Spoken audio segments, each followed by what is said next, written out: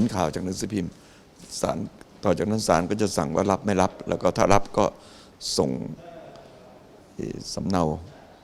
คำร้องมาอย่างนายกแล้วก็ให้ตอบภายในกี่วันก็ไม่รู้ก็คือส่งเป็นลายลักษณ์อักษรนี่นะครับใช่ส่งไอ้ตัวสำเนาคำร้องมานั่นแหละมากรณีนี้คงไม่ต้องไต่สวนพยานแล้วใช่ไหมอาจารย์ไม่ทราบเหมือนกันแล้วแต่ศาลฮะจะเป็นเรื่องข้อกฎหมายอาจจะต้องไต่สวนมั้งเพราะว่ามันมีข้อเท็จจริงนี่ว่าคุณอยู่จริงหรือเปล่ามันอยู่ที่คำให้การนะ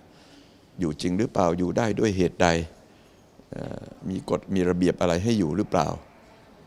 คำร้องก็บอกว่ามันไม่มีทางคุณบอกว่ามีสมมตินะหรือถ้าคุณยอมรับว่าไม่มีอะไรก็ตามอาจจะต้องไต่สวนเนี่ย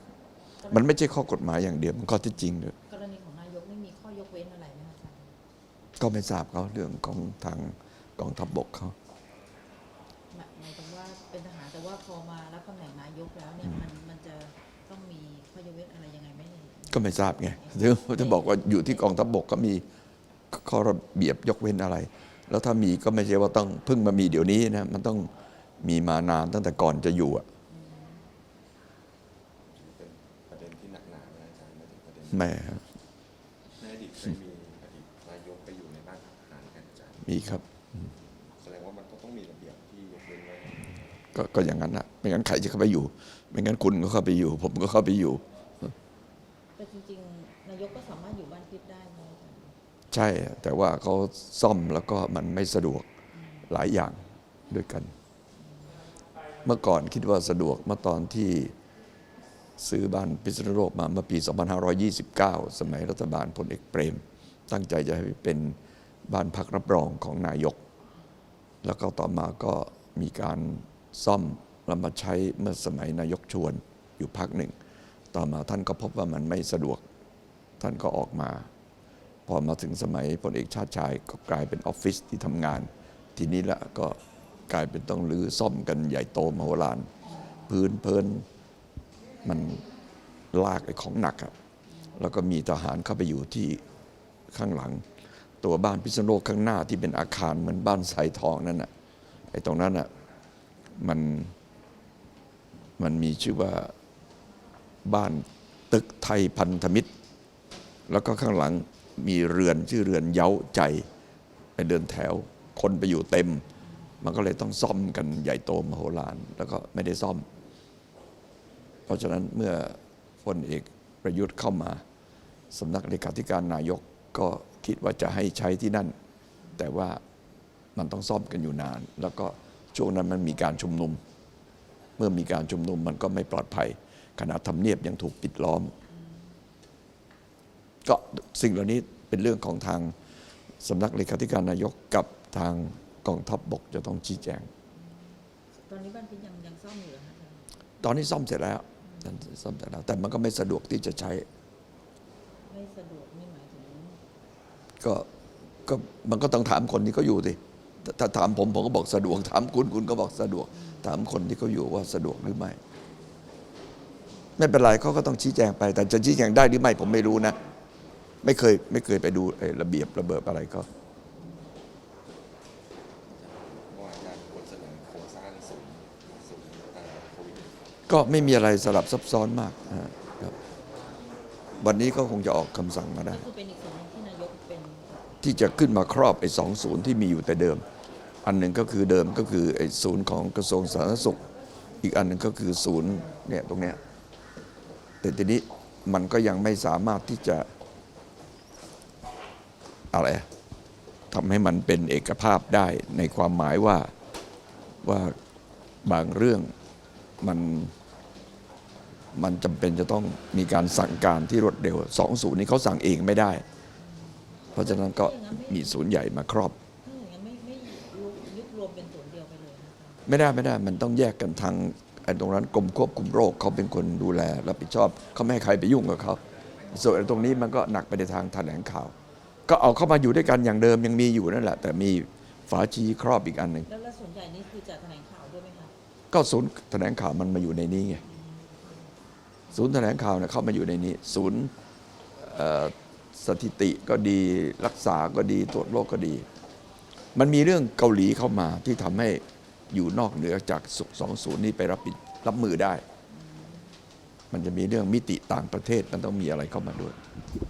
จะอย่างศูนย์ใหญ่นี่คือใช้งบของสปน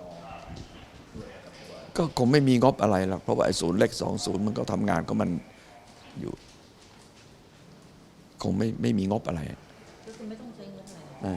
ไม่ต้องใช้งบ คือเหมือนกับว่าแค่ดูนโยบายในด้านนโยบาย ใช่ใช่ ศูนย์นี้ได้เตรียมไว้สำหรับกรณีที่ประกาศเข้าระยะ3ด้วยครับใช่เพราะว่า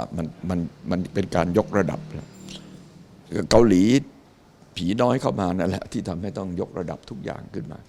เพื่อไม่ให้คนตื่นตระหนก คือสถานการณ์มัน เขาเองเขาก็ตื่นตระหนกผีน้อยอะ มีแนวโน้มที่จะเข้าสู่ระยะ3เร็วๆนี้ครับ ก็ไม่รู้นี่เห็นกระทรวงสาธารณสุขทำท่าขยับเมื่อวานไม่ใช่เหรอผมไม่ทราบนะ อันนี้ผมไม่รู้อะ แต่ว่าถ้าเกิดประกาศว่าศูนย์นี้ก็พร้อมก็คือสำหรับนี่นะ ใช่ใช่ครับประชุมกันมาเนี่ย คืองงว่าพอเข้าสู่ระยะ 3แล้วตรงนี้คือมันจะทำอะไรส่วนนี้ส่วนใหญ่ ก็ไม่ทราบเขาก็ไปคิดกันเองต่อไปสิผมไม่รู้อะผมไม่อยู่ในศูนย์ผมไม่ได้อยู่ในศูนย์ เพราะว่าเมื่อวานแค่กระทรวงมหาดไทยออกหนังสือไปว่าคือยกระดับในการแจ้งเตือนเป็นระดับ3แล้วคนก็แตกตื่นกันแล้ว ยังไม่ถึงขั้นนั้น จวนจะแล้วล่ะ2.8แล้ว ขนาด กระทรวงสาธารณสุขก็เตือนแล้วนี่ว่า อาจจะจำเป็นต้องยกขึ้นเป็นระดับ3แต่ยังไม่ถึงขั้นนั้นเปล่าปัญหาคือว่ามันมีกฎหมาย3ฉบับที่จะใช้รับมือคือพรบโรคติดต่อ ศูนย์ของคุณอนุทินเนี่ยพรบโรคติดต่อ ส่วนศูนย์นารีสโมสรเนี่ยเป็นใช้กฎหมายระเบียบบริหารราชการแผ่นดิน และมีอีกอันหนึ่งก็คือพระราชบัญญัติป้องกันและบรรเทาสาธารณภัยของกระทรวงมหาดไทย ซึ่งนายกเป็นประธานไอ้ตรงนั้นน่ะจะเอามาบูรณาการกันทั้ง3อย่าง เพราะว่าบางอย่างเนี่ยอย่างคนเอาไปกักเกิกอะไรเนี่ยมันไปใช้กฎหมายบางอย่างคงไม่ได้ แต่ถ้าบริหารด้วยกฎหมาย3ฉบับเนี่ยมันทำได้ อาจารย์อย่างเรื่องโรงงานที่จะให้ผลิตกบแบบครบวงจรเนี่ยครับก็คือเอกชนรับผิดชอบ โอ้ผมไม่รู้เรื่องเลยเนี่ย ไปทั้งหมด ของ CP เนี่ย ไม่รู้ผมไม่รู้เรื่อง เมื่อวานมีหาเรื่องการ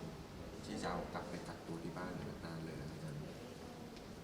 ที่จะไม่ให้อยู่รวมกันเพราะว่ามันเสี่ยงกว่า ต้องเปิดศูนย์ ก็มีการพูดกันทุกมิติอะเขาเรียกอะไรไม่รู้โฮมควอลันทีนสเตทควอลันทีนอะไร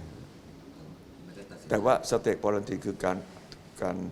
กักตัวไว้ตรวจโรคในระดับประเทศ แต่ว่าสถานที่ไปทำที่โฮม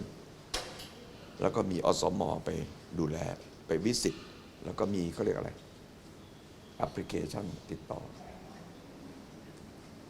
ยังไม่ถึงขนาดใส่ EM เลิกการตั้งศูนย์เลิกการตั้งศูนย์แบบเหมือนที่ทหารเรือ มันก็จำเป็นต้องมีอยู่ดีแต่ว่าไม่ได้เอาไว้รับคนจากต่างประเทศทั้งหมด เหตุผลที่กระทรวงสาธารณสุขจะเข้าระยะ3นี่คือของเกาหลีเคสเกาหลีเลยใช่ไหมครับ ใช่ครับ แต่ตอนนี้จีนก็ดีขึ้นนะ เกาหลีด้วยแล้วก็อย่างอื่นด้วยนะเพราะว่ามันจะมีปัญหาอย่างคนไทย 3-4 คนที่เขาพบนะมาจากอิตาลีคนหนึ่งแล้วก็นอกนั้นไม่ได้มาจากอิตาลีแต่ associate คือเกี่ยวข้องกับอิตาลีคนนี้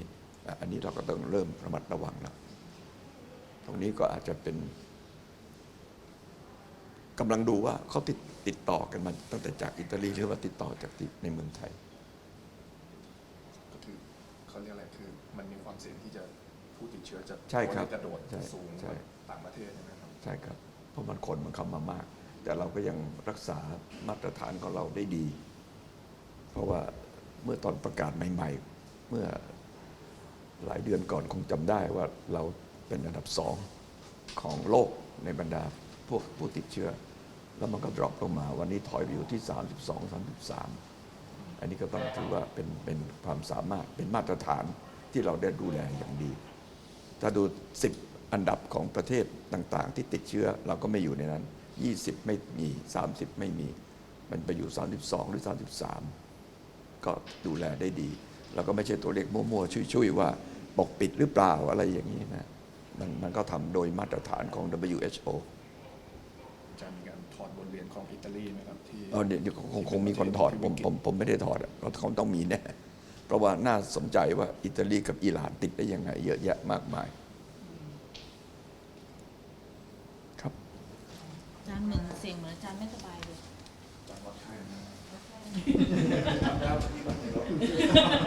เอาสติ๊กเกอร์มา จริงนะถ้า37ผมจะหาเป็นจาม เดี๋ยวนะวันเนี้ยมันพูดเห็นไหม36เมื่อกี้วัดในรถเนี่ย36.6